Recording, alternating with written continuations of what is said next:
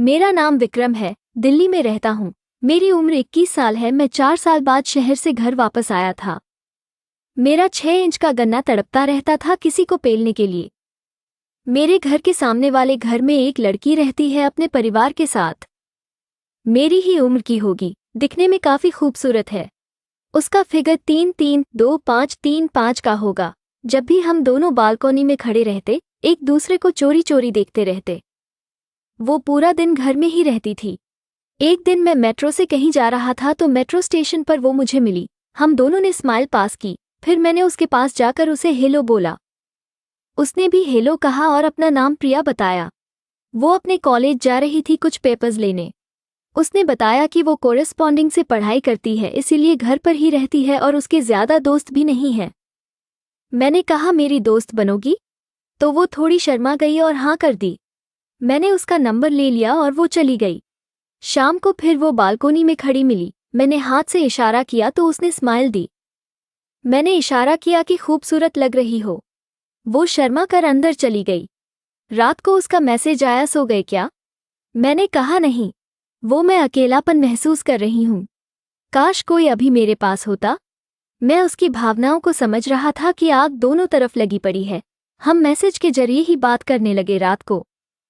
फिर छेद की बातें भी शुरू हो गई, पर वास्तव में कुछ करने का मौका नहीं मिल रहा था। मैं कभी कभी अपने गन्ना की तेल से मालिश करता हूँ। एक दिन मैंने मालिश करते हुए एक फ़ोटो ली और उसको व्हाट्सएप पर भेज दी। उसकी आंखें फटी रह गई और थोड़ा शर्माने लगी। मैंने कहा अब तुम भी तो भेजो कुछ।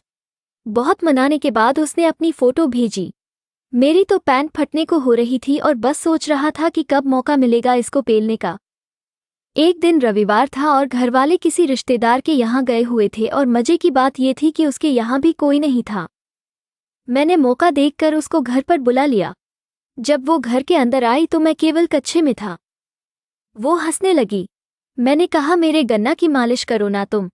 वो मान गई। उसने मेरा अंडरवियर उतारा और जैसे ही मेरे गन्ना को छुआ, मैं एकदम से तड़प सा गया और उसके हाथ में अपना गन्ना देकर दबाने लगा।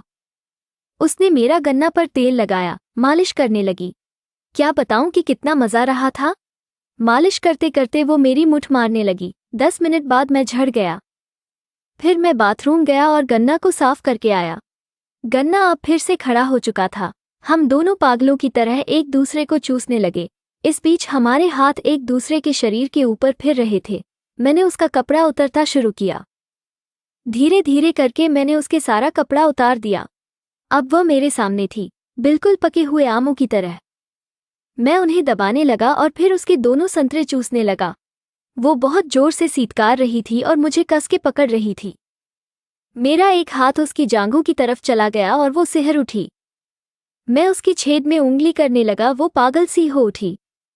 फिर मैं उसकी छेद को चाटने लगा और मेरा सर अपनी छेद में दबाने लगी। क्या आनंद आ रहा था, जैसे जन्नत में हूं मैं। मैं उसकी छेद को अपनी जीभ से पेलने लगा। वो जोर से आह की आवाज़ें निकाल रही थी।